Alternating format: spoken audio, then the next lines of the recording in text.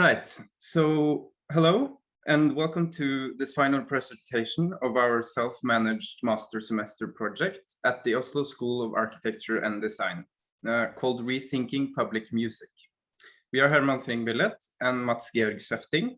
And yes, our supervisor has been Lisa Ami Hansen, and our external supervisor has been Georg Lewis, who is also here. So Rethinking Public Music is an explorative design project where we've toured the inner world of music through a design process, discussion, and research. Our design project consisted of 2 chapters: musical currents, conveying the outcome of an explorative design process on the current music world, and new cultural governance for music, exploring how and why the Norwegian public sector can approach a new strategy to cater for musical ecosystems and music culture. In our delivery, we've simplified the 2 chapters and designed them as its own music design album. The purpose of the album is to raise awareness about the current forces affecting the music world, its current issues and debates, and how the musical medium is a tool that needs to be emphasized if we want to make changes to it. The project shows practical design concepts where we have exemplified the Norwegian Broadcasting Association, or the NRK, as a main actor to question the role that policymakers can have in contributing to changes in the current music world.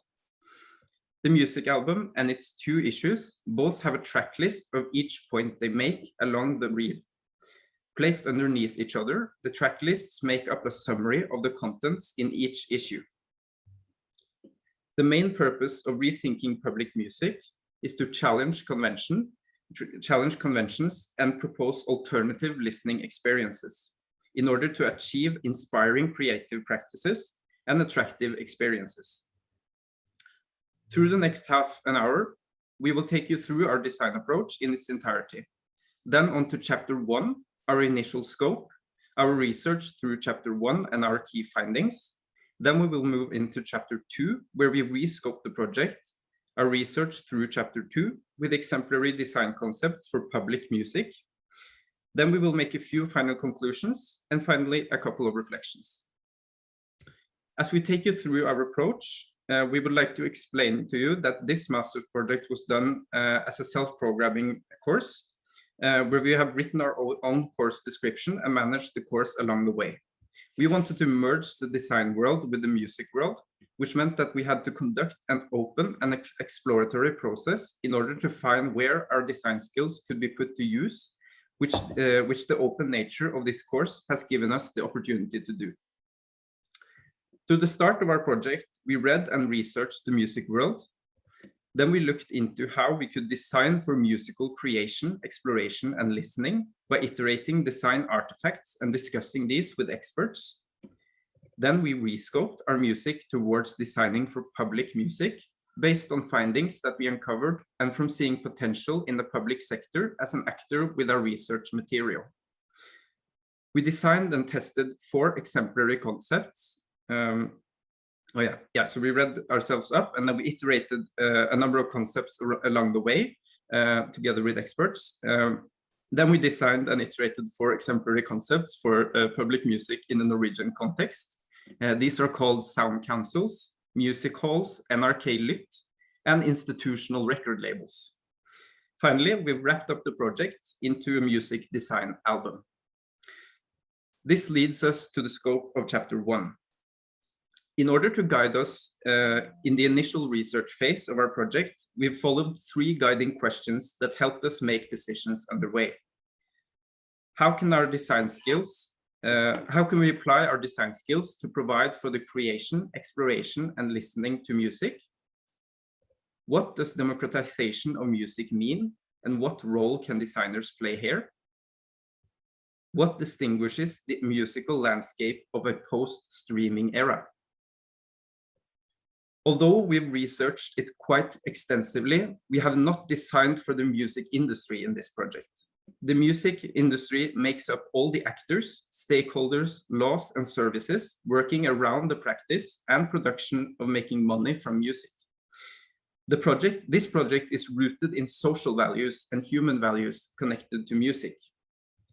A currently debated issue in the music world is the low payment rates that musicians earn from streaming platforms, which has been made worse during the COVID-19 pandemic. This is one example of an industry issue that we've taken into account, but that we haven't specifically worked towards solving. We've used our design skills first and foremost to create inspiring creative practices and attractive experiences for music. Regarding the current issues in the industry, we believe that in order for issues to be solved at all, we need to create proposals for good musical experiences first. Otherwise, music won't have a true value. In order to understand how our design skills could be applied to the music world, we have followed our own categorization of a musical ecosystem.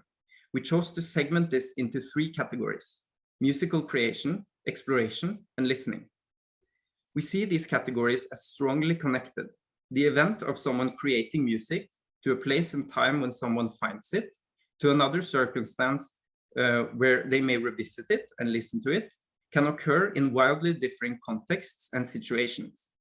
How these events occur has a strong effect on how tied we eventually get to an artist or a song. We took this ecosystem into account, both when understanding our research material and when designing for music ourselves. This scope was not predetermined from the start, and we dug ourselves way down into the dark corners of the music industry before wanting to work around it. Yes, so during our research phase, we came across endless material talking about the different factors that makes up the industry. And as we were more interested in working towards a non-commercial values of music, we looked at how one can facilitate culture and what makes up a functioning cultural ecosystem. Despite this, we found it interesting to look at how modern streaming platforms such as Spotify, which are brilliant examples of of musical mediums using a strong ecosystem. Their platform contains a massive bank of music, a recommendation engine that suggests music to you, then it captures your listening patterns in order to fine-tune their recommendation engine, and then have a say in what music that musicians should make. This ecosystem loops gives streaming platforms tremendous power because they are widely used and are owned by themselves. To get a broader understanding of this phenomena of musical mediums and the current implications of modern listening, we arranged discussions with musicians and experts in the field who are researching the current music culture and economy. For each discussion, we visualized design artifacts for new musical mediums. We constrained the design artifacts by playing with the idea of new power relations in the music world. The power relation that we experimented with looked at giving more power to musicians, to listeners, to platforms, to algorithms, and more power to the public sector. When presenting the concepts, we asked questions such as, what would happen if musicians could decide how you should listen to their music? What would happen if a listener could choose their own music recommendation algorithm?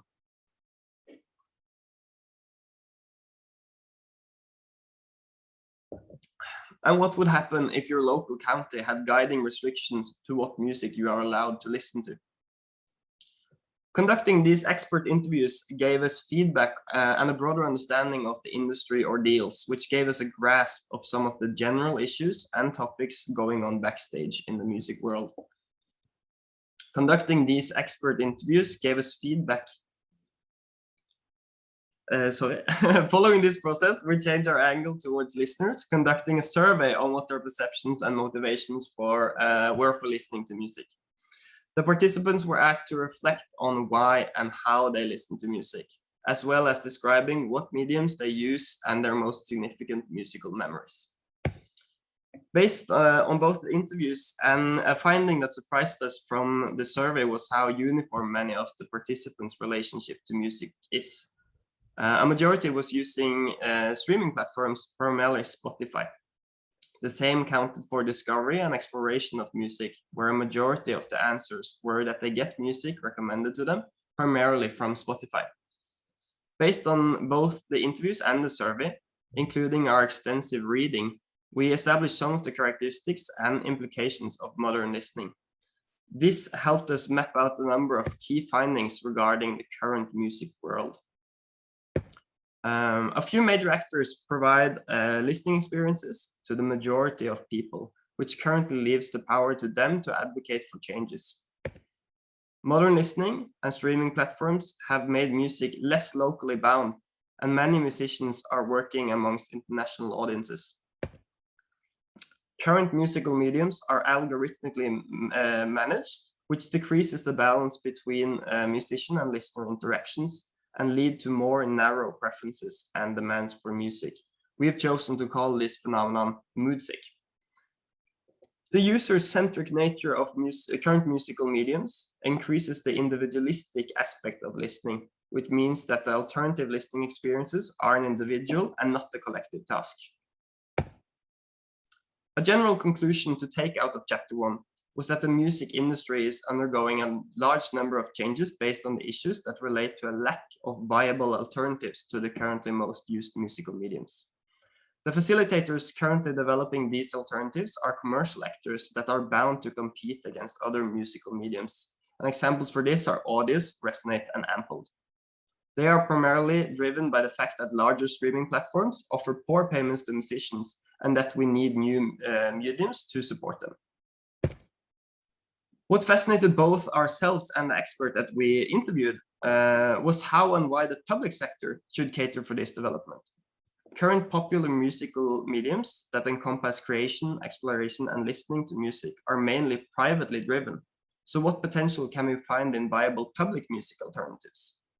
One of the experts that we talked to in our process said that it's like with the car culture. You don't need a car when you have public transportation.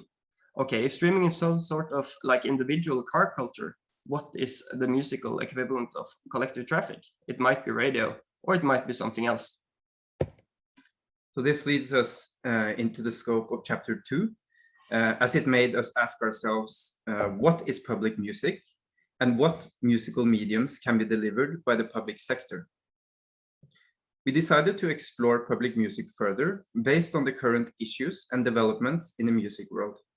We saw a lack of a clearer definition to why the Norwegian public sector is engaged with music in the first place. And we wanted to define what a non-commercial driving force of music culture could be.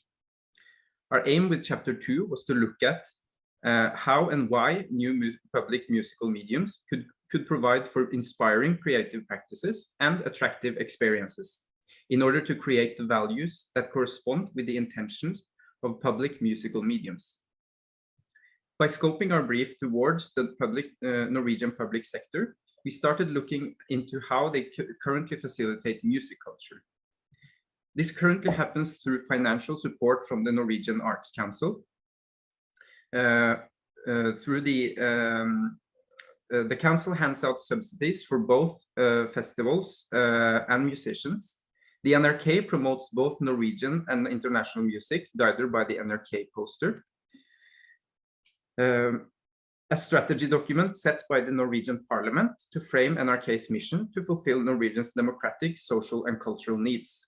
NRK also has a springboard platform for unknown musicians called Urørt, a form of streaming platform where independent artists upload their songs, giving NRK the rights to play their music in exchange for promotion.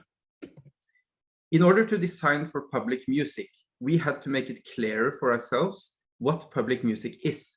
We considered our research as well as taking inspiration from the NRK poster and came to some terms, including public music offers services that act as sources of insight, reflection, experiences, and knowledge.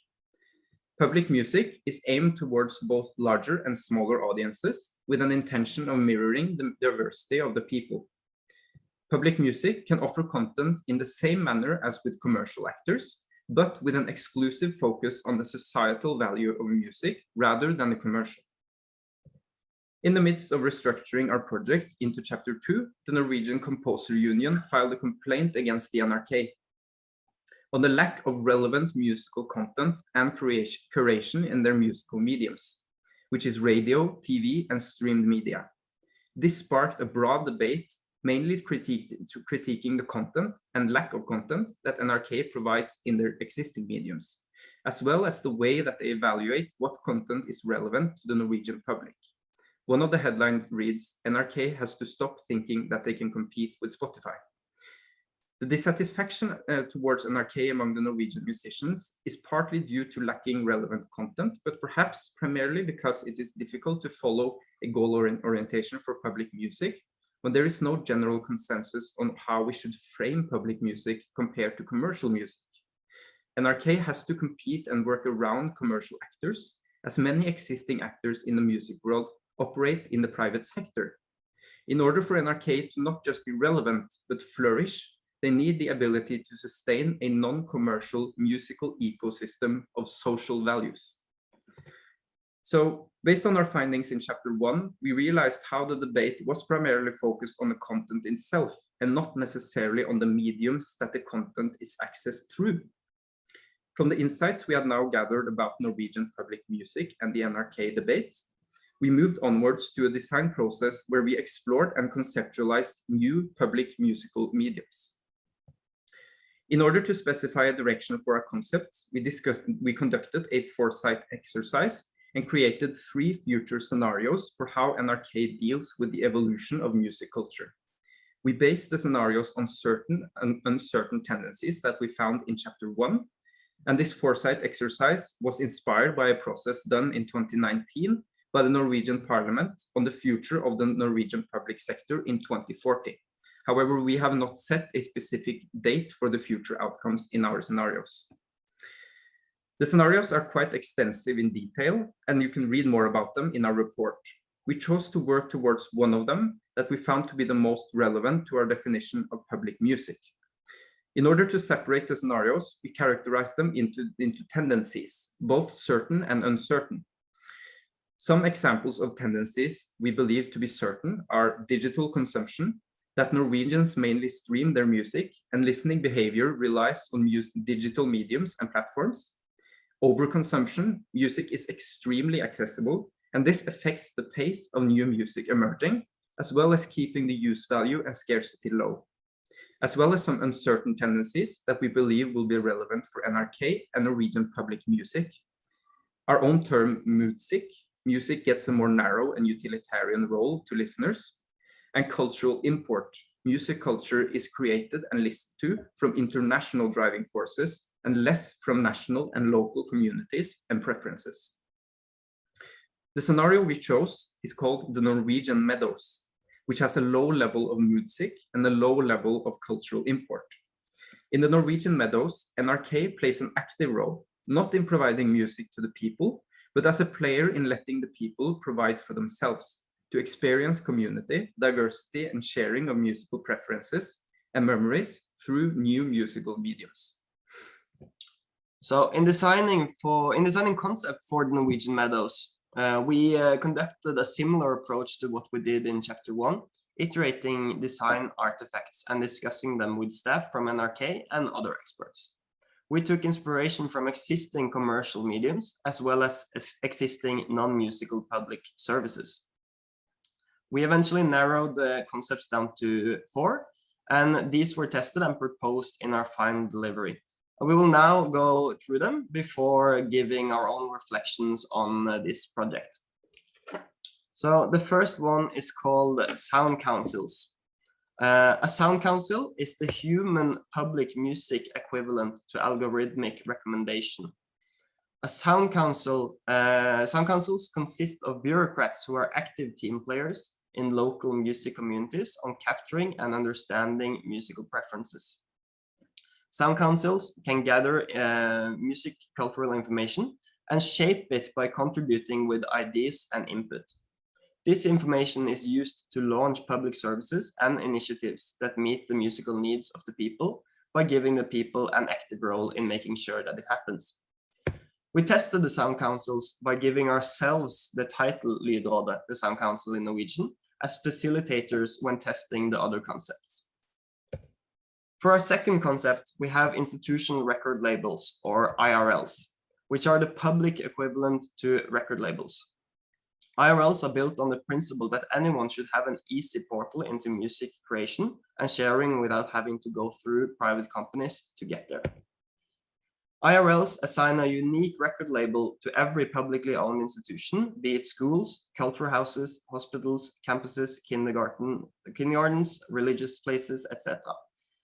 An IRL is driven by the people situated in an institution, and the production of music that comes from an IRL will therefore be relevant to the people in the institution making music.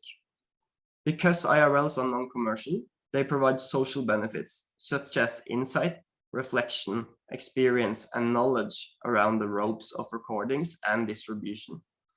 Recorded music can be released through public musical mediums, such as radio, or other types that we'll get into soon. We tested the IRL by going to St. Croix in the Norwegian city of Fredrikstad. St. Croix is a culture house and offers a myriad of courses and programs on arts and music. We got in touch with the 3 teenagers using the current offerings at St. Croix related to music and arranged a digital sound council workshop, taking them through an IRL process, where we wrote songs and made cover art through neural network image generators to simulate the process of releasing music. One of the teens mentioned, we have offers here where we learn to perform music on stage, and we also have a music studio where we can create songs, but we don't have anything that has to do with actually publishing and finalizing songs. Another one followed up with, I have published one song before, which I managed to do from a song competition where I won the opportunity to record and release a track from a studio. I was given a WAV file of the track afterwards. Luckily, my father had a friend from a record label, which gave me the opportunity to publish the song on streaming platforms. The process of recording and distributing music turned out to be a missing part of St. Croix's music offers. This was no surprise because St. Croix doesn't operate commercially. In order for public music to be driven forwards and flourish, it needs to exist within its own non-commercial ecosystem. IRLs represent a public answer for motivating people to create music.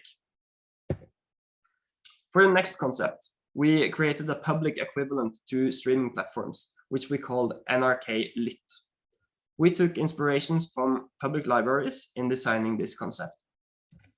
Besides spreading knowledge and information, libraries play an important role in promoting local and national cultural content. We included an option to purchase music in this concept, which was inspired by how long queues to loan books can make you decide just to purchase the book instead.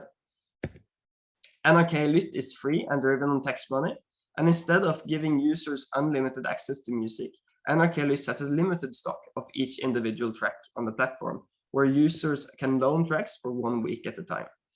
The application we made has a library of music, where each track has a limited number of copies. When you loan a track, there will be one less track available for everyone else during your loaning period.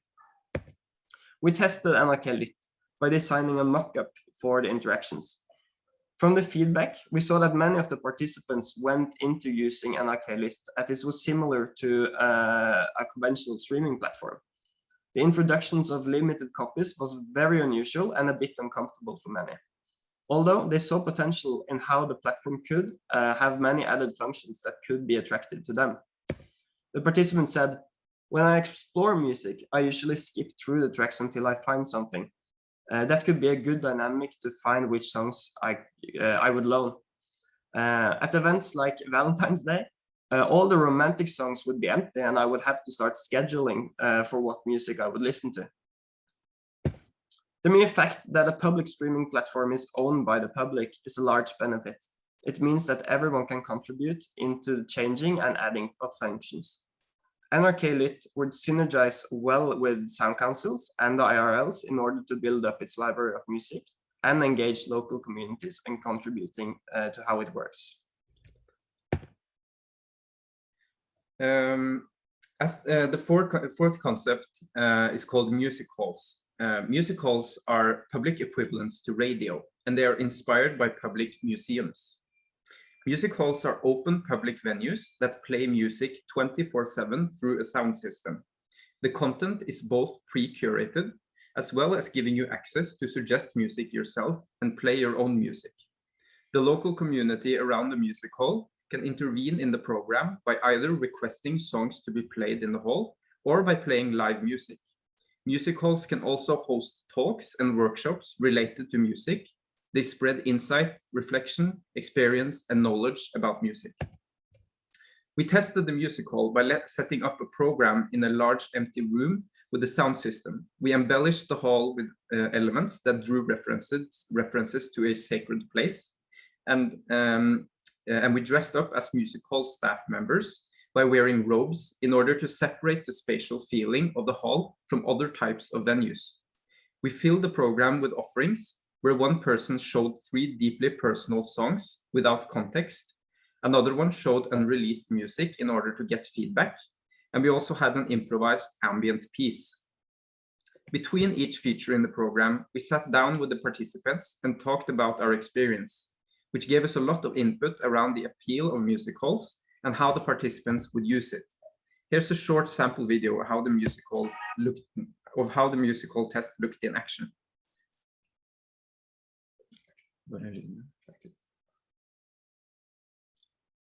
Well, there is supposed to be sound here from the actual testing, but it isn't. So, but as you can see, we sat in this big hall, listened to music together, and talked about it afterwards. We tested out different seating positions to see how people would use the hall differently based on not having to be seated anywhere and having to be seated on very rigid spaces.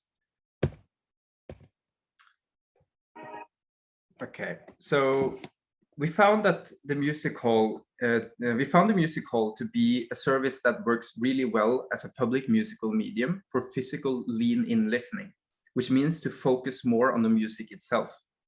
One of the participants said, "The front stage is like a music altar. It feels like a signifier and a preaching symbol for music."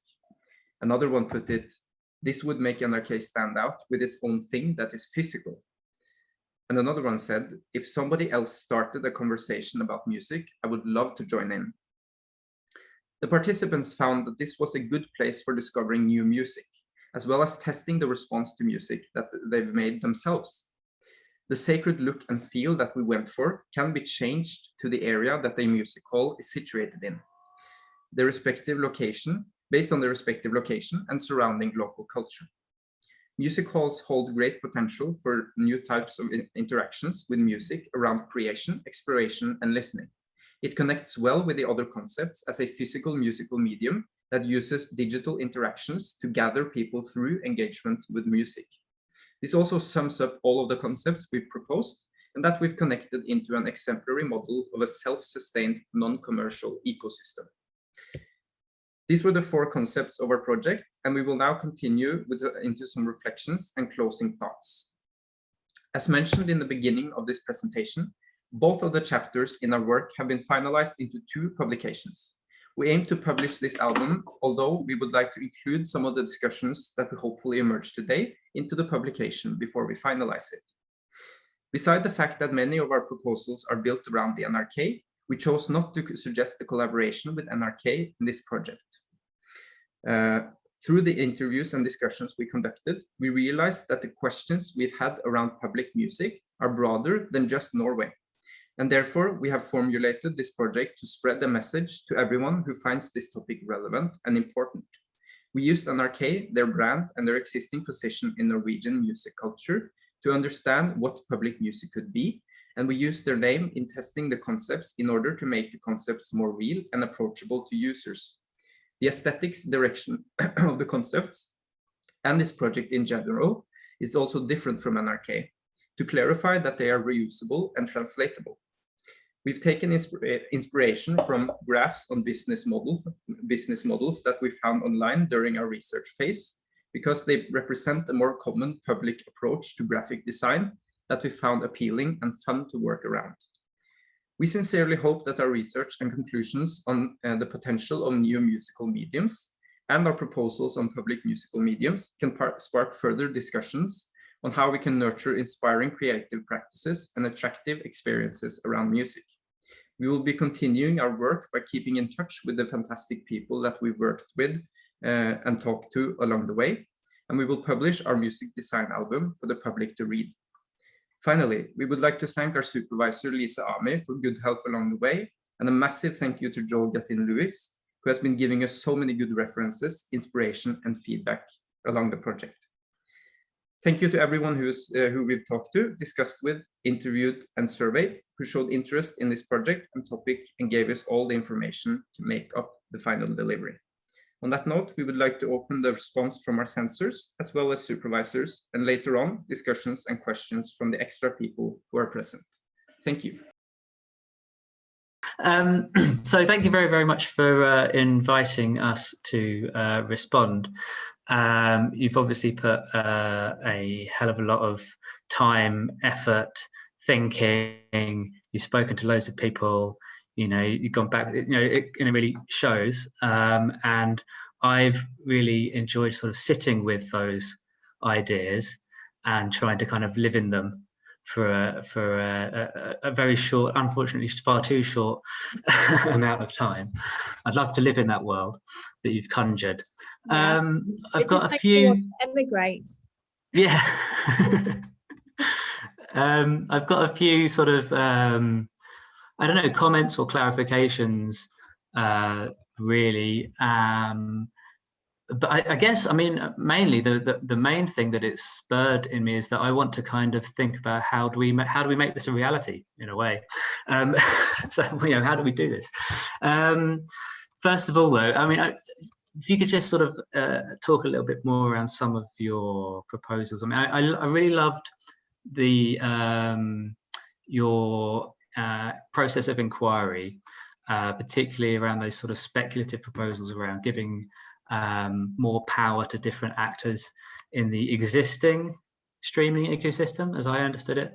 You're kind of using those devices to explore power relations as they currently are. And I thought that was a really useful design heuristic, but it's also really effective for encouraging, you know, participants in that ecosystem to explore how power is already distributed, and for thinking through how that might be the case and why, in a way that people might not, you know, we just take this current, you know, or many people, especially younger people, I suppose, who've grown up with streaming, you know, take it all for granted. So I thought that was a really interesting way to get people to think through, and wondered if you could talk more about that process and how people engaged with it a little bit.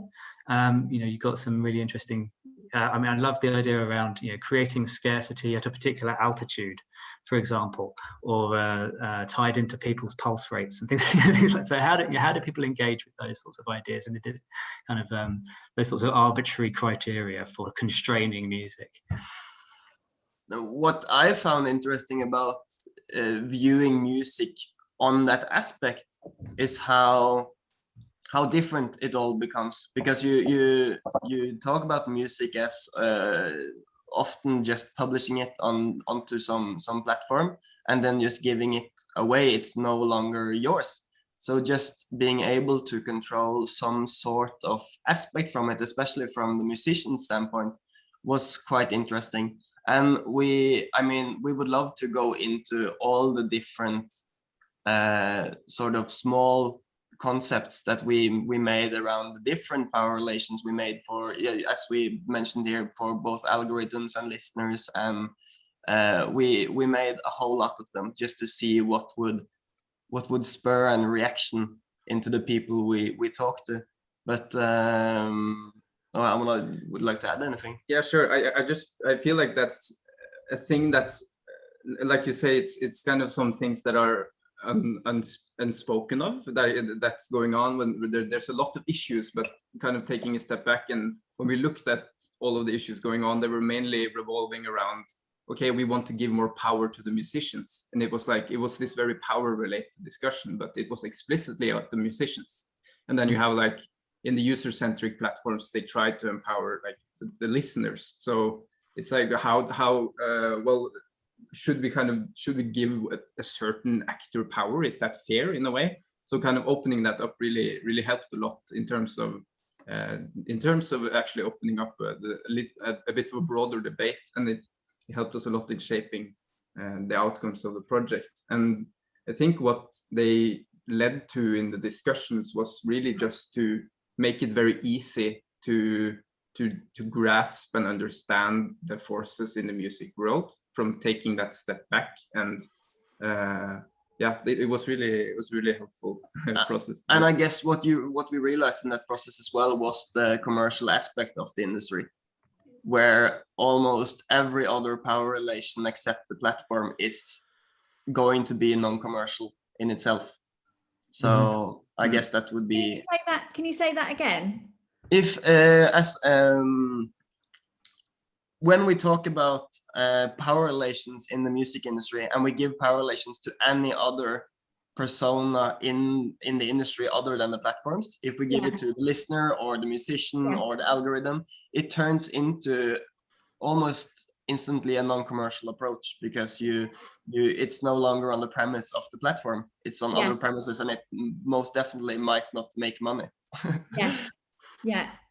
No, that's really interesting. And you know, I just like to say thank you so much. And it was so inspiring to listen to. And I guess I should say that I have always worked in the commercial sector. So for me, it's a very different way of thinking, because, you know, fundamentally, despite having worked at the BBC for many years, at the BBC, it was about, you know, growing audiences within the confines of the public service remit. But ultimately, you needed people to be listening to you. So you might not have had the commercial lens, but it was always about growth and reach and engagement. And so they did think about their competitors, even though officially they're not supposed to. And then obviously I went to Universal Music and worked there for several years. And since going agency side, I work for people like Spotify to help them become more dominant and make more money. So seeing it from the other side was, it's just profoundly interesting. And also, I would say, I was saying to Toby, we had a very quick catch up, you know, it makes me sad actually that the dominance that Spotify has on, you know, what should be, what is a free good, but actually they're shaping how we consume it so profoundly. And so looking at these different ways of interjecting into that model and making it more, you know, we talk about the democratization of music, but it doesn't really feel like the democratization of music, does it? It, like you say, it feels like all the power exists with streaming platforms. And so how do we break up that power in a way that gives more power to musicians and people is a really, really interesting and important question to ask. One of the things that I was thinking about, I was really interested in the models that you used, and you talked about, you know, taking inspiration from some of the areas that you'd read, but you talked about a foresight model, so scenario planning. And I really liked the scenario that you looked at, but you then left me wondering, what about the two other scenarios? And why you hadn't looked into them. So that was just a sort of question, because I was, you know, I really liked the one that you'd taken, but I was, what about the other two scenarios and how likely they are to come to pass? Yeah, I think both of the two other scenarios are just as likely to pass as the one that's going on right now, or perhaps even more likely. Yeah. Because the other ones we looked at are kind of looking at more cultural import or more music, which is very much the direction things are going right now. Yeah. And then when we kind of drew those, we also kind of had to connect our way of thinking forwards with how we actually categorize public music, which is very much based on these very welfare inspired values in a way. So, but we would definitely have wanted to look more at the other directions, and but we felt like it, in order to kind of cater for this ecosystem approach and this multiple mediums thing, it would have been a massive load of work to just make something for everyone. But we could have, of course, just made examples and looked at what they could have been. And that would have been definitely very, very interesting to see. And of course, it would have impacted the design work as well, because the two other scenarios aren't that desirable. So we would sort of work, I suppose, towards the scenario that we had chosen anyways. So there were more to explore the options of the current state that we were in at that point in the process, because this has definitely been an evolution going through it. So we haven't really had a specific direction at any time. And I also think it's important to mention that this scenario exercise, when it was conducted in the Norwegian Parliament, was something that was done very explicitly to kind of realize a goal or an aim or a strategy to what we want to achieve. And we wanted to just try and see what would happen if we just translated that into the music world, and if that would work in a way. And that also really amplified that kind of non-commercial direction, because all of the kind of, that practice in itself is very much based on like public and just values revolving around the public sector. So yeah, that was one of the things that I'm interested in. So on the Spotify website, Daniel Ek says, "We want to become the Google for audio." That's a quote. That's his ambition. And of course, as you've so nicely and powerfully demonstrated, that's really problematic.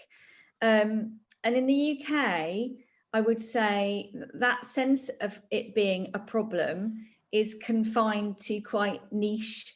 It's not seen as a huge problem.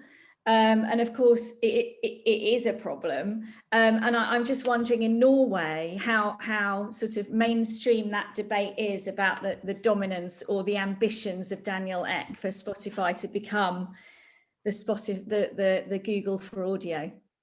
I don't know, as Spotify is a Swedish company, the debate has definitely been going on in Sweden. Yeah. And when we have looked into this, it just has been on a totally different level, because it's a Swedish company. They have had to deal with both the potential of moving the company out of Sweden, and especially in Sweden, just looking at it from a Nordic approach in Sweden has been really interesting, because we haven't really, or at least in my opinion, haven't had the same debate in Norway, at least. I don't know, what do you think about that? No, yeah, I definitely agree. And I think in Norway, there's definitely it's also quite niche to be critical to the major streaming platforms, and it's very widely used, and it's kind of going over in statistics in relation to radio and other mediums. So that's kind of what we found a bit interesting about this project too, is that the artist motivations are quite clear at this point, because Spotify can't provide a proper salary for them. But the listener motivations aren't really clear, and a lot of the people we talk to are kind of not really seeing the point in having alternative listening experiences. And we're trying to make that point in our proposal, but we also think that it's important to just clarify and create the other listening experiences first, and then we will see that perhaps, okay, if we have these other types of mediums that we can use to listen to music, then it may also open a portal that actually creates that motivation and that alternative way of listening, to make you understand what a contrast could be. And that kind of further experimentation is something we really like to see happen a bit more. Yeah. One more question from me is just a point of clarification. I think what you were saying is that in your research, you were either hypothesizing or stating that Spotify and streaming platforms were making the consumption of music more utilitarian. Is that correct? Can you explain that a bit more, if I've understood that right? Yeah, we have defined a term around that, which we have called music, which you have also used in the presentation, where as we also saw in the survey, people use Spotify just to amplify their mood. They just choose a specific situation for their musical needs, and then they just pick that off the shelf, so to speak, and just apply that to their situations, which at least in my opinion is interesting, also problematic, and it's it's something that has never really existed before in the same way. You have always had to have some sort of, you have always been fed music, I guess, but not in this way at all. Yeah. How do streaming platforms make it more utilitarian? So pre-streaming platforms, how was it different? I would say if we're going to how you're being fed music, radio would probably be the best example of it, and just putting on the radio in contrast to just finding something on Spotify that and also it's a question of self-identification, I think, because you also, in not just your mood, but you also just indulge into an identity when doing the same thing. If you find, and the loop sort of goes on where you are being fed the same music again from the algorithms and from the platform itself, which is a point we have made. And we have found through kind of the surveys too regarding the issues on the current platforms is that like it's kind of an emerging thing that people recognize, is that it's like slight annoyance that I'm getting these recommendations that are feeding me kind of these same tracks over and over, and then you develop an acquired taste for the tracks that you listen to over and over as well, and then there's all of these mechanics that become kind of apparent as well. It's kind of floating a bit to the surface, and then so people are beginning to notice the algorithm. Definitely. Not just noticing the algorithm, but noticing or being self-aware that when they drink their morning coffee, they're putting on the playlist morning coffee, or when they're doing homework, they're putting on lo-fi homework beats or something like that. And just applying a musical taste to their situation, which might not correspond with their personal taste. Can I pick up? I've got sort of two points that I want to follow on here. I mean, so utilitarian is a fairly negative phrase in your reading. Why is that, for a start? And also, I mean, I suppose we're assuming some fairly active listeners, or perhaps we're assuming that we want to create more active listeners through a public music ecosystem, or even just a better private music ecosystem. In your scenarios, I've noticed that you've got 4 variables but only 3 scenarios. There's a scenario missing, which would be high music, low cultural import. Right, so there's a missing scenario here, which I presume you've missed out because it's particularly undesirable. But I'm not sure. I would want to kind of press at that. What is that? What does that look like? There's and also if we look at your 4 personas as well, even the kind of utilitarian ones are actually still quite active. They're actively choosing to alter their mood in some way. They're actively choosing to put on a playlist that matches their morning coffee to their morning coffee mood, whatever it might be. And I wonder if there's a kind of underexplored element in the project, which is kind of leaning in to passivity, if you like, and kind of pressing at being, utilitarian, if you like, or passive, or lean back. So I mean, the kind of cultural norms around that are, this is, deteriorating, degrading music in some way because it becomes like wallpaper, like music. But in a kind of public music ethos, can we not think of that as a kind of infrastructure? Something that the music that kind of is pervasive in a kind of positive way, perhaps. Maybe there's some dystopian ways of spinning that. But I guess the kind of more that would be an interesting scenario to explore. But I think the kind of the more practical side of that is that this kind of active passive binary is not, in practice, people don't live their lives like that. They're not always active or there's a kind of there's a hybrid version. I was really interested, for example, there's a debate around remuneration, for example, in Spotify, which is a stream a sale, so an active purchase, or is it like a radio broadcast, which is you just put it on the background, and and that results in different levels of remuneration. Well, actually, streaming is not quite either. So maybe that we need a new model that adapts to how people, that is much more flexible. So maybe Spotify is constrained by the existing kind of ways in which industry accounts for how people are behaving.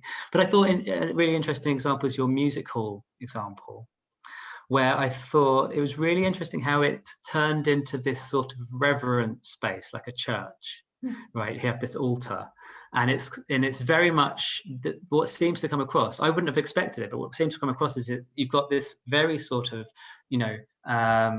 performance, like holy sort of people sitting down and doing a kind of pure listening, which is like a kind of, the ideal form almost of the active, choosing to go to this space and listen to this thing and open up and, turn off everything else, phones away, But what was interesting for me is that the phrase music hall in a UK context has different connotations. It has a kind of older sort of form of working class entertainment, which is a space where, performers of all kinds, would perform songs or comedic acts or whatever. But it was not a reverent space. It was not a church-like space. It was a space where people could just kind of come and talk to themselves and be rude to the acts on the stage, or ignore them entirely. Yeah. The word bawdy springs to mind, doesn't exactly it? Yeah.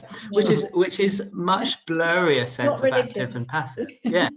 Which I thought, in terms of that kind of public music, there's a much more interesting kind of mode of engagement there, which doesn't assume that we are looking for kind of, very switched on, engaged, very reverent listeners, I suppose. So I just thought there was an interesting space there that was underexplored, and I wonder if that had come out, whether you'd kind of looked into it.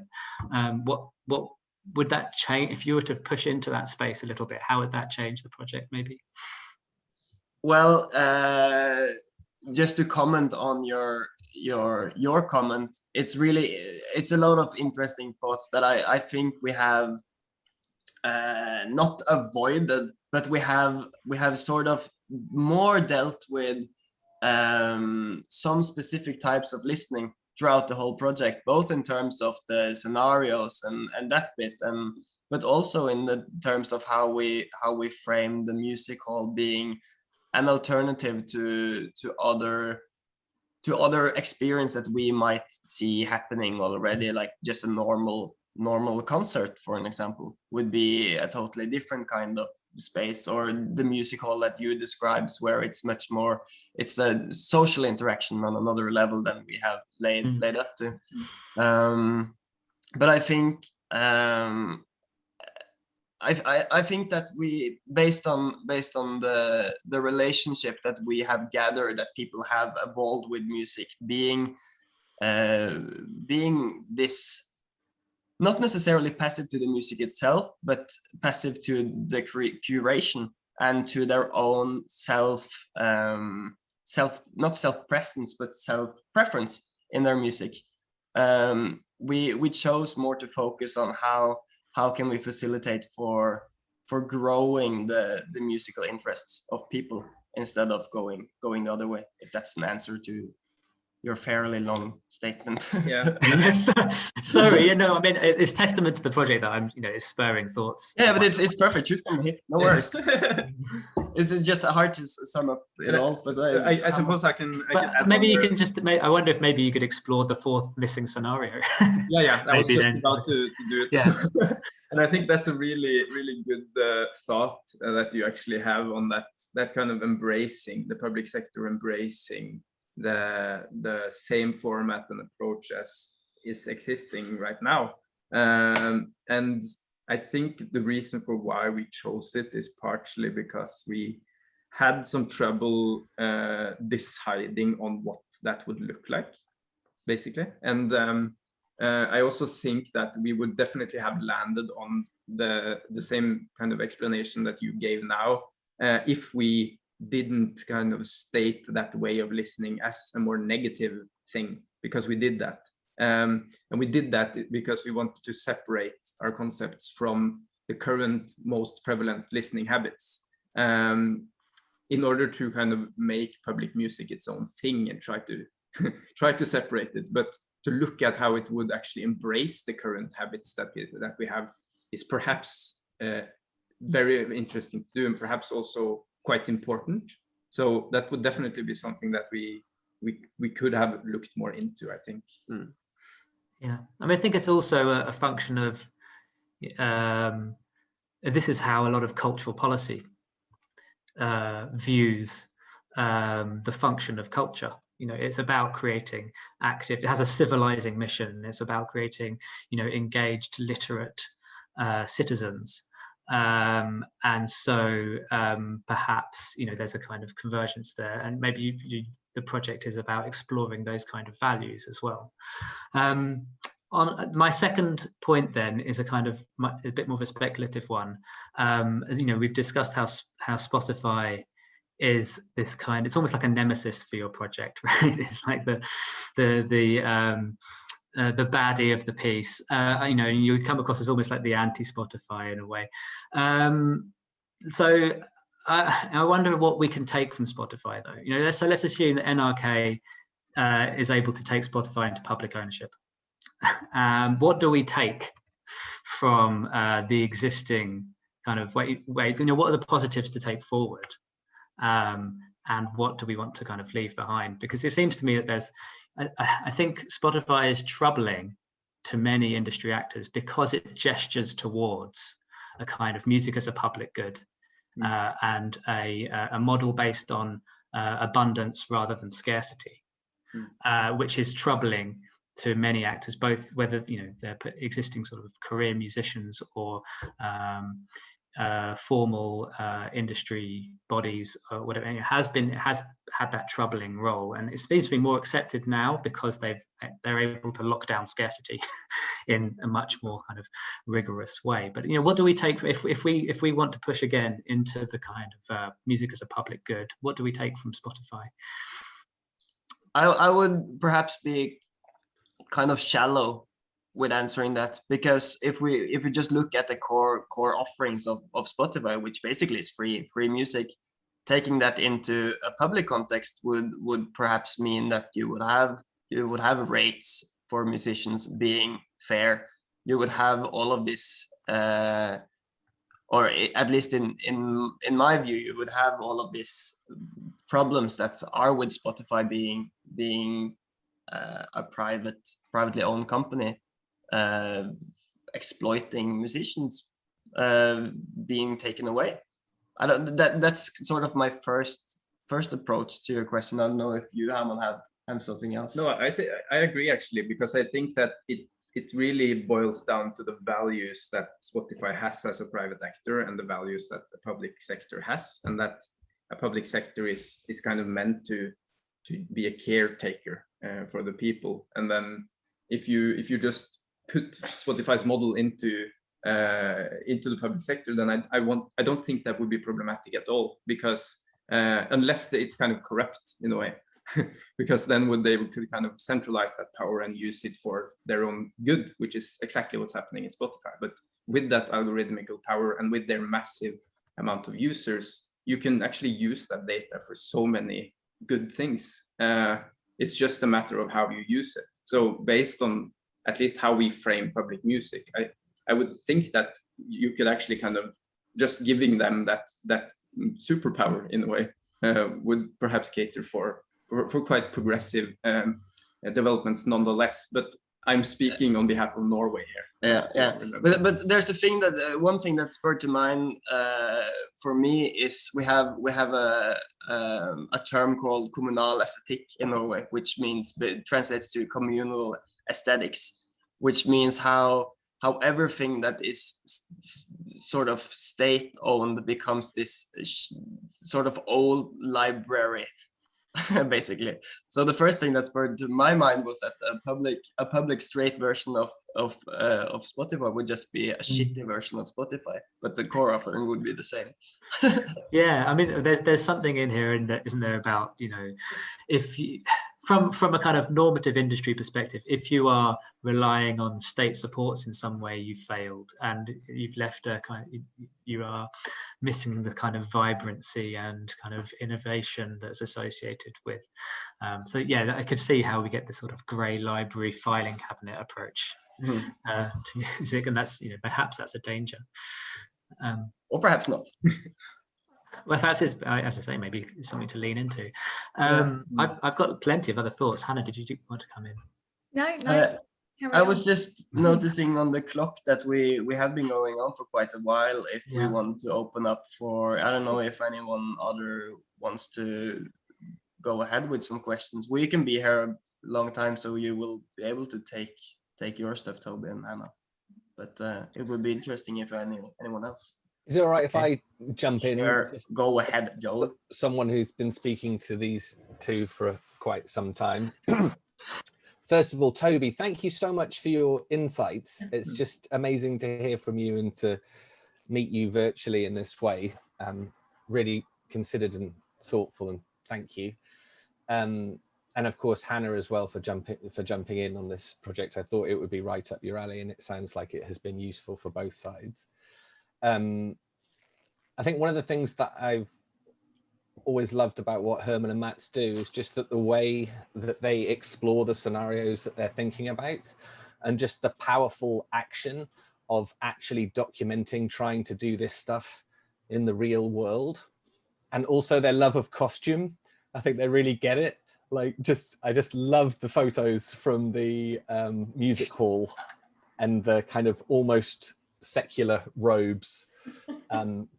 Really reminded me of something that I've attended quite a few times as a humanist here in London, called the Sunday Assembly, which is a kind of non-religious Sunday ceremony. And I think there's something very interesting to think about public music and the function of that in terms of providing community cohesion, and I'm sure potential in terms of health outcomes and crime reduction and all those other kind of things, which could be perhaps a justification for public music.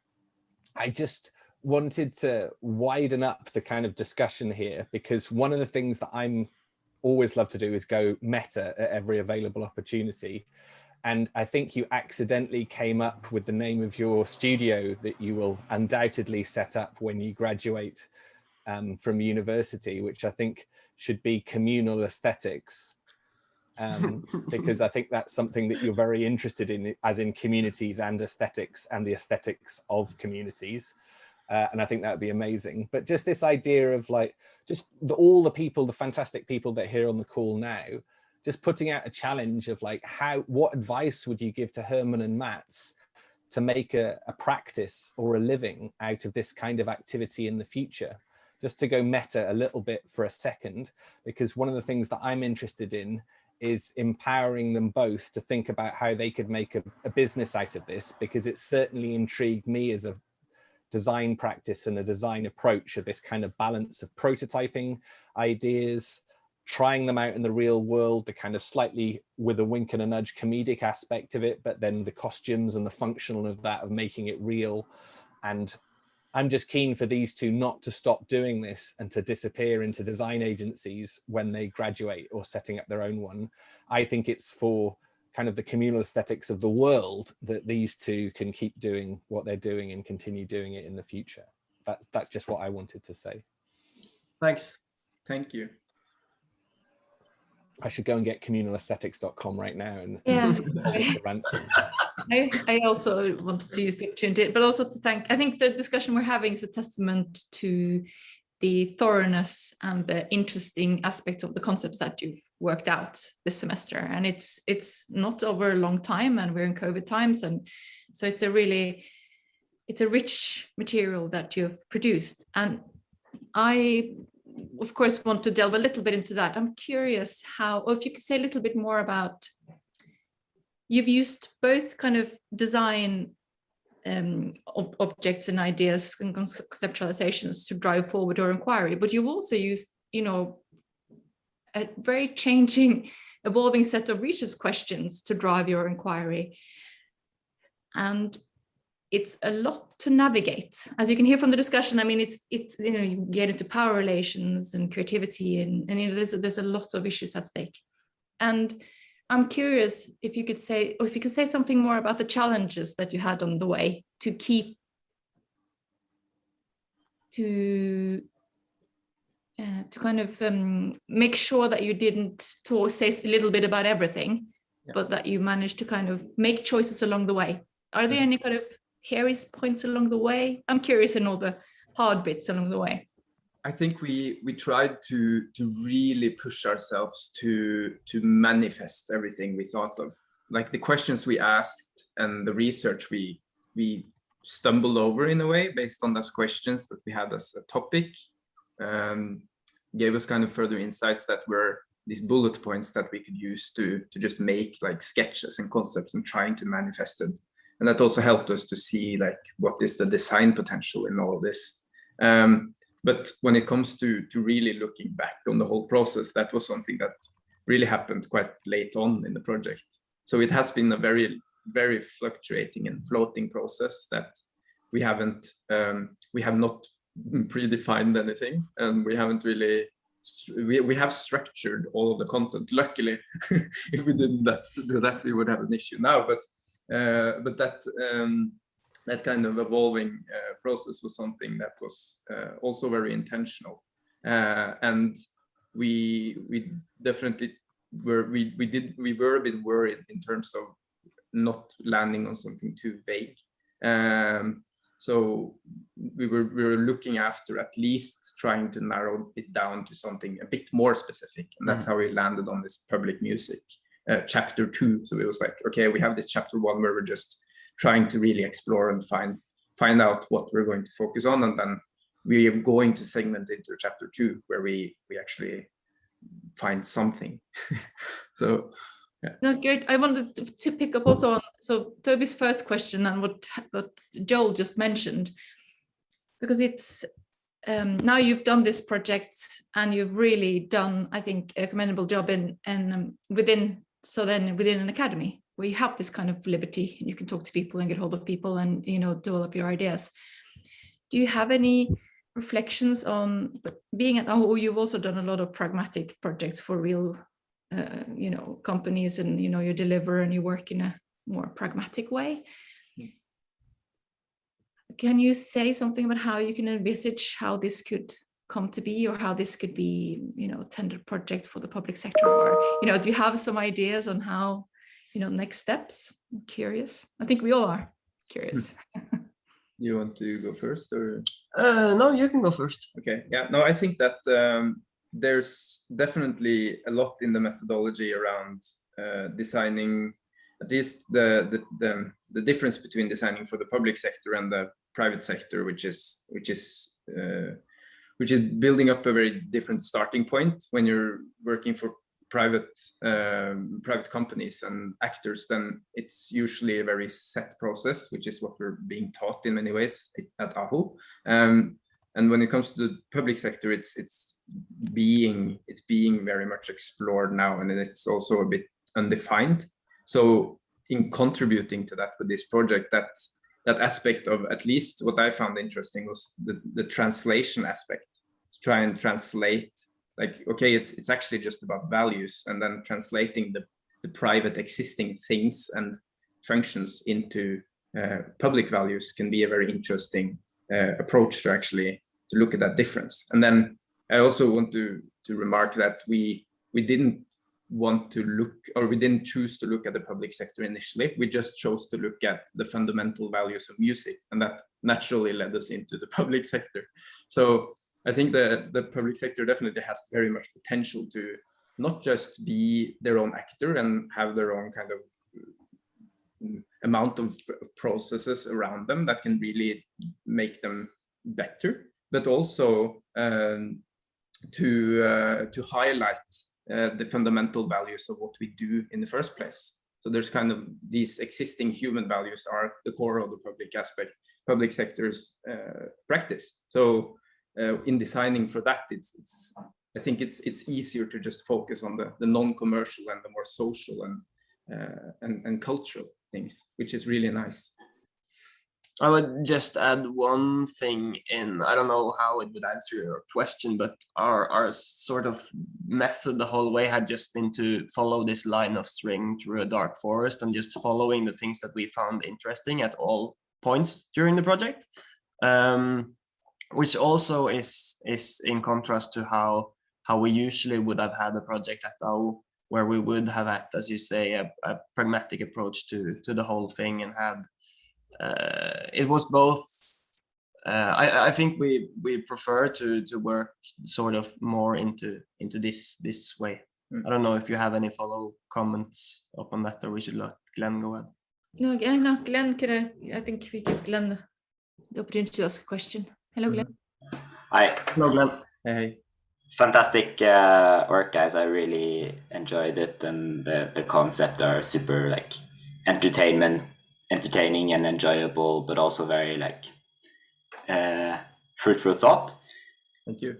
And in your presentation and in the discussion now, there's been like a very clear sort of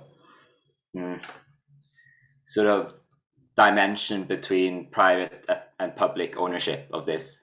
But have you guys like considered other ways of maybe more like community or commons ownership or governance of a platform? Like I see two of your examples that you gave initially are cooperatives, which are owned by the artists and labels, and sometimes owned by the listeners themselves.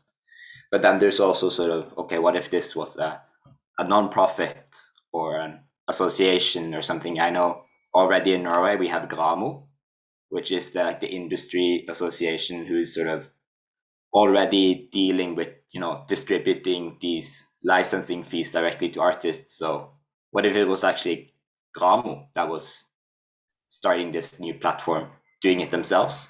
Or what if it was a similar sort of organization coming together? So you're not,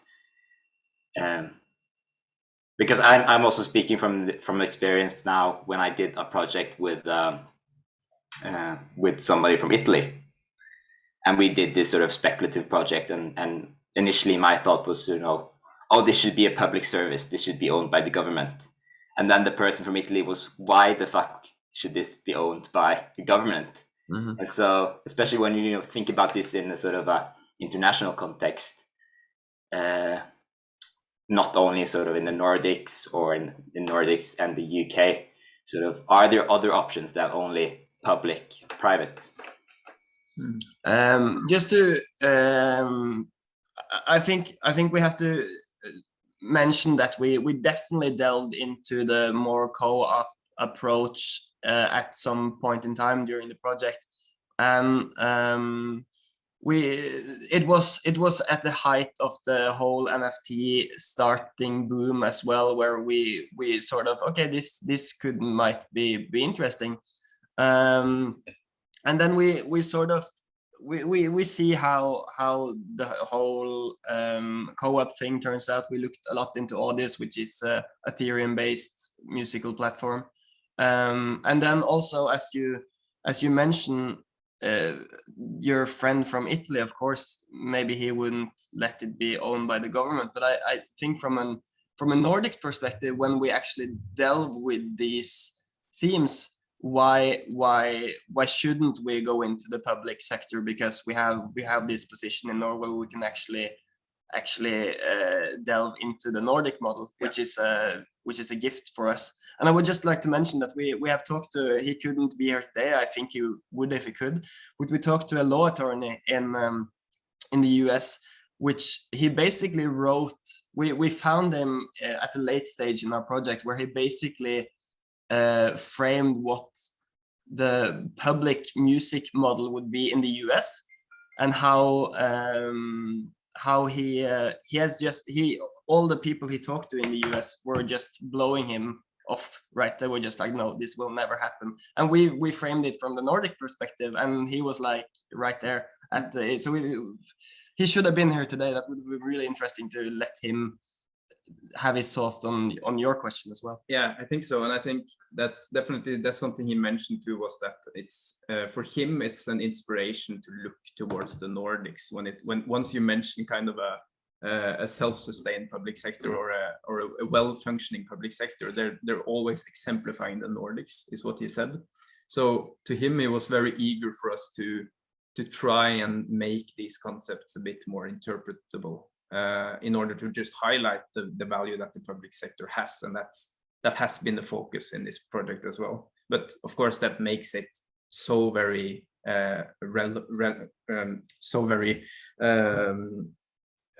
just adapted to the Norwegian government, and that would be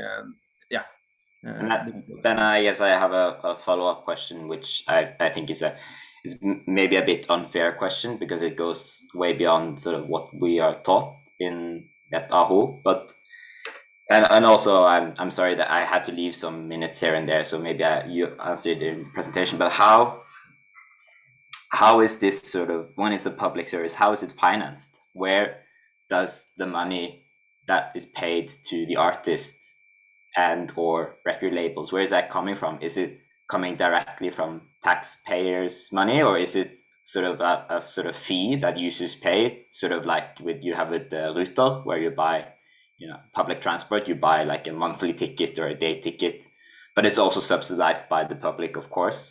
Mm-hmm. And how do you sort of I mean that this is a lot more, but how do you sort of ensure that this isn't something that gets axed from the budget when sort of oil money runs dry? Just to we mentioned in the project that we chose not to work with the industry, and what we basically mean by that is that we didn't want to deal with payment. We chose to rather work with social values of music rather than economic values of music, which was a whole frame of the operation here. But I think what's interesting about that aspect is that Norway are the highest funding. We fund the most music in the entire world. We have most dollars per head for musical subsidies, which we don't really see in the industry. Norway isn't the leading music industry in any way. It just so you have to facilitate for the actual social value for music as well, I think. And maybe it's a bit cheap of us to just avoid the whole economic aspect of it, but that was actually a point. I think it's a point of argumentation as well, is that when you if you look at the data from the funding and what comes out of it in terms of if Norway's intention with their funding is to create export of music, then the payback may not be as good as perhaps we would hope. So perhaps we need some kind of other directly engaged initiatives instead of just putting money on people's heads to actually create this community and culture around making music. But that is also very ubiquitous and hard to grasp. So it's kind of we've tried to argument for like the social impacts of these services when we presented them, but and that's always kind of translatable into saying like, okay, if you get a very good understanding of music publishing through an IRL, then you will kind of be very fit to fit into the industry. So there's kind of these arguments that are kind of intersecting with the industry, but aren't directly referencing how much it will cost in a way. And another comment is that it's also a point in branding it as the NRK in that aspect, because we don't have the licensing fee anymore in Norway. NRK is just supposed to get money and just exist and just flourish. They should do that, and I think most Norwegians think that as well, that they are just supposed to go off on their own and do what they think is best for their own production, I think, even though we have of course seen a bit of hassle towards them the past few months. Then maybe my last question is, what does it mean to be an artist in your scenario?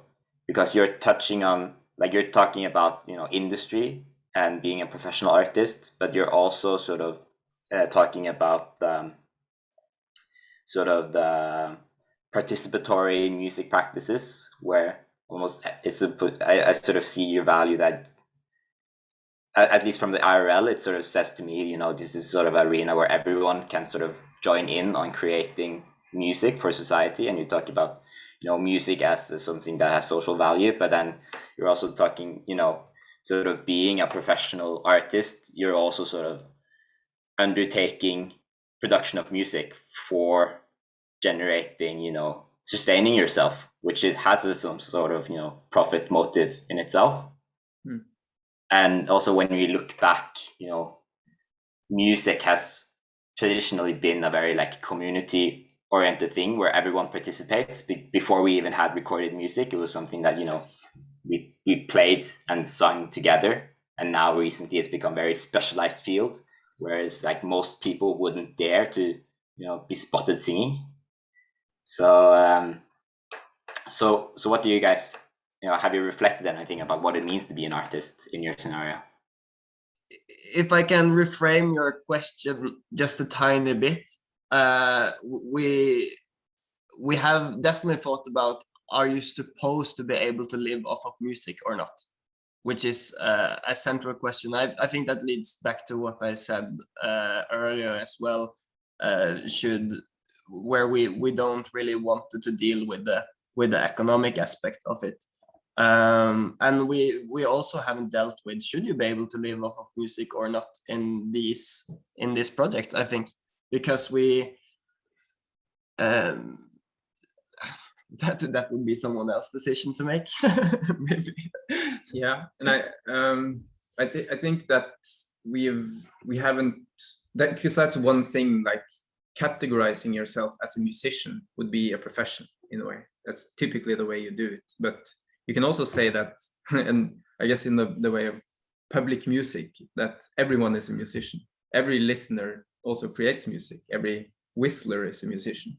But then it kind of boils down to the how well executed that experience or performance is, in a way. That when you create music, it should be on a certain level for it to have a certain value, regardless if it's economic or experiential value. So we've definitely thought about this when designing for instance, the music hall, where you have this program where you have to request tracks. You can't just kind of just blub in something and then it pops in out of the sound system. So there's definitely kind of adding some kind of threshold, I think would make perhaps another dimension to define a musician beside just making money off it. But yeah, it becomes a bit difficult when you're taking everyone into account and then saying everyone is a musician. Then you need some other type of threshold. So that's at least what we've been thinking a bit about. And in a way, just to comment on that as well, I think that maybe a theme that we have sort of established is something that looks more like pre-recorded music history, where it's more about self-expression, it's more about sharing the actual music as well. And how could we facilitate for that now, in a way? Yes. Thanks for your question, Glenn. Yes, thank you. Are there any other questions? I think there's a lot of things that we could discuss that brings out of this. And I think the point of internationalization is interesting. And I do think that I always get concerned when we're used as for some sort of the answer to how the public sector should be. It just worries me more than it But it's the great, I'm thinking, it's the great Scandinavian mythology yeah. that everyone in the US and Britain holds on to, like, oh, they didn't squander their oil riches. Oh, they actually have a functioning social state. Everything is perfect and wonderful in Scandinavia. And don't even think of it as separate countries. It's just this kind of mythic, slightly Viking place where everyone is drinking from skulls and being very nice about it while they're doing in a very stylish way. But I think there was something I just wanted to say about where this project could go on. I think about what you said, Lisa, and going back to what Toby said as just about a practice thing of making sure you explore the uncomfortable areas of the quadrants that you define, right? And that just on a professional level, when you do these kind of studies, it's important that you do fill out those 4 quadrants when you use that as a design technique.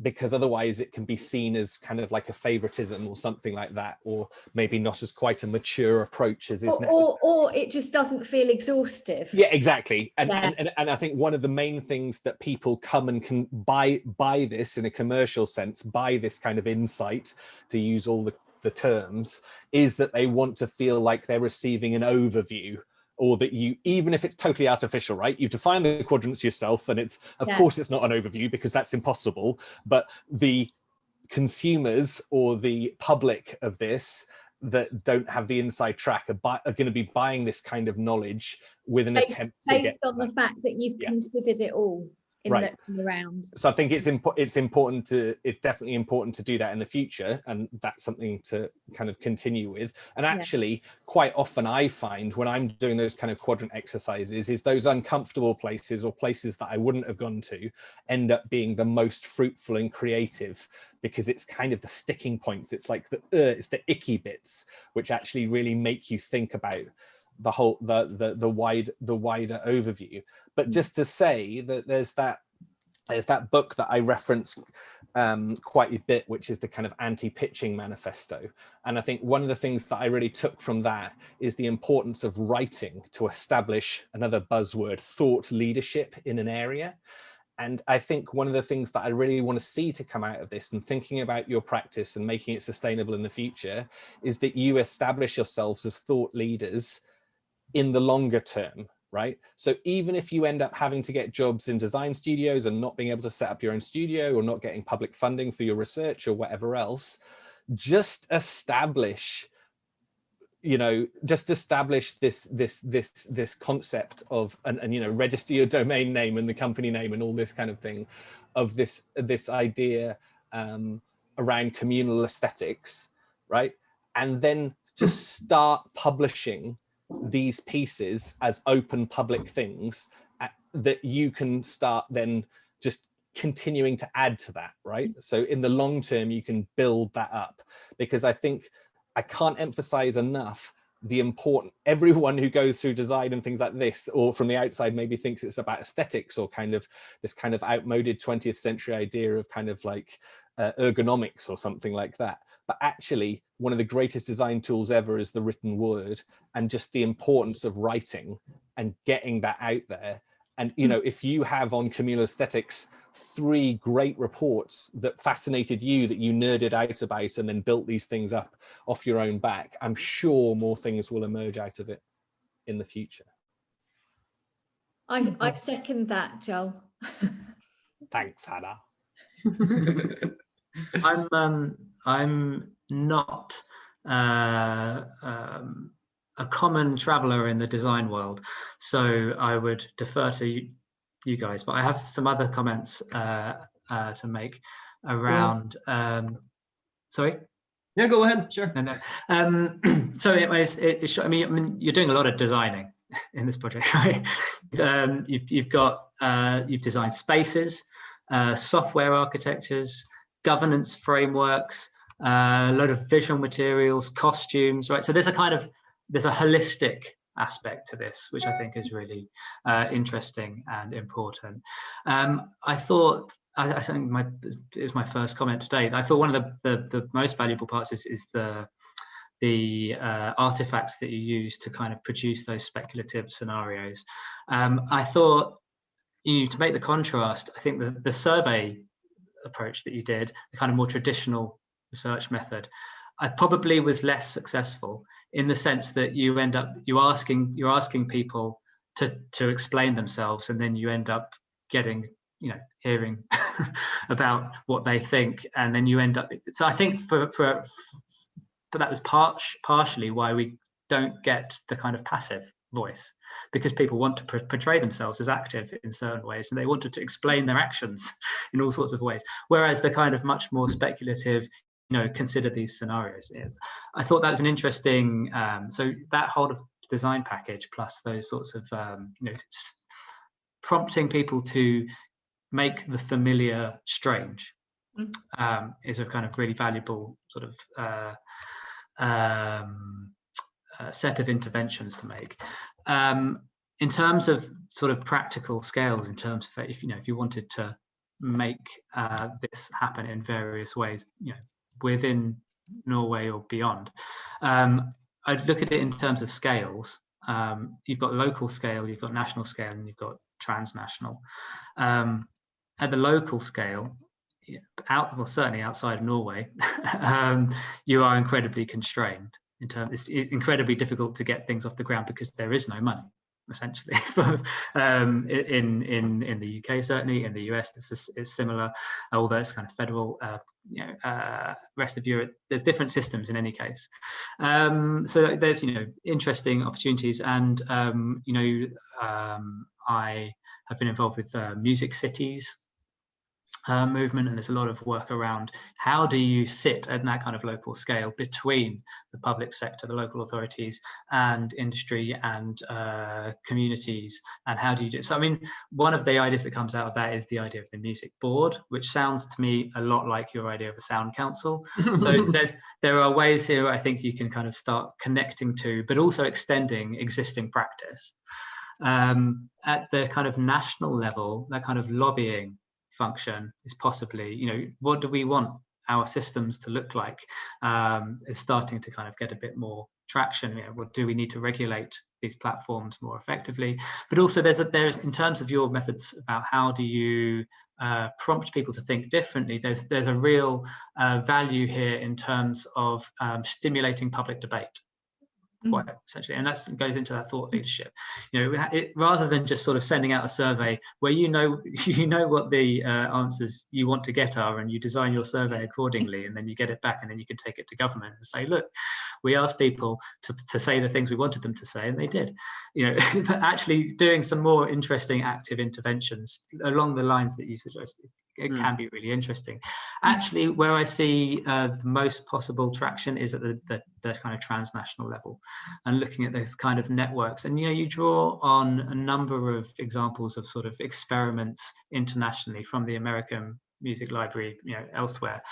There are already sort of networks, and I've pasted one in the chat. Joel said we need a UN for music. Well, there's stuff going on in those directions to explore those sort of hybrid spaces between the commercial and the public sector and community efforts around UN Sustainable Development Goals. And this is about how do you make an argument more than anything.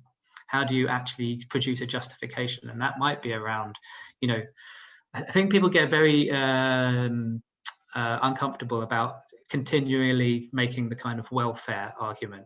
The market has failed, so the state needs to step in and untie the public purse strings and spread cash everywhere, and everything will be great. I mean, that's not really an argument that holds a lot of water very often. It was very difficult to make in any case beyond the social. So I think there is, we want to get outside of the kind of music industry normative way of thinking, and but you need a kind of alternative sense of you use another term, you use music economy, and that seems to me like a more expansive term. So I'd kind of want to know what that music economy looks like. Is it a kind of industrial strategy where you are kind of intervening in communities and exposing young people to tools, and that might then become a kind of training program that could then lead into sort of employment and beyond. So you can kind of do some of that dot joining, perhaps, in terms of actually just pushing an argument beyond, and is packaging it in the way that Joel mentioned, in terms of coming up with a set of scenarios and strategies and alternative ways of thinking, and just sort of where do we sit in this and how do we create a conversation? Because I think part of the argument that you're making is that it's very difficult to have a conversation because we are dominated by, oh, I'll just go and stick Spotify on. So yeah, I think that's sort of it made me think a lot about things like data commons and these sorts of things that you might be wanting to explore. And if you are invested in the community scale and you are, encouraging people to explore possibilities for just kind of playing around, and that does kick off and become successful, well, how does, if that does return a profit, how do those profits come back to the community that invested in it in the first place? Those sorts of things, rather than just being absorbed into the kind of global music infrastructure. Those are the sorts of debates that are happening in that space. And I would love to see you intervening in them and contributing to them. And I think you have a real value to do so, to push that. And I would listen to your tutors for the kind of practical steps for how to do that better. But I'd be very happy to introduce you to people that would be interested in having those conversations anyway. Cool, great. Thank you very much.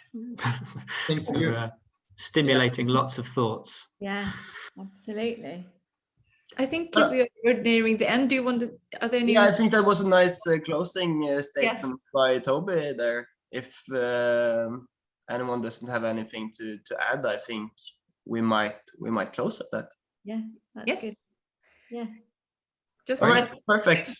Thank you all for coming. A lot of people have been here for as long as they could, so that was nice. Thank you all for staying as long as you could. I just wanted to say one thing as well, is one of the best ways of earning money or making money out of this as well is going to the people that you're maybe against a little bit, right? So that's the kind of classic sales technique about all this consultancy, is going to Spotify and saying, these are the things that are going to threaten you in the future or whatever.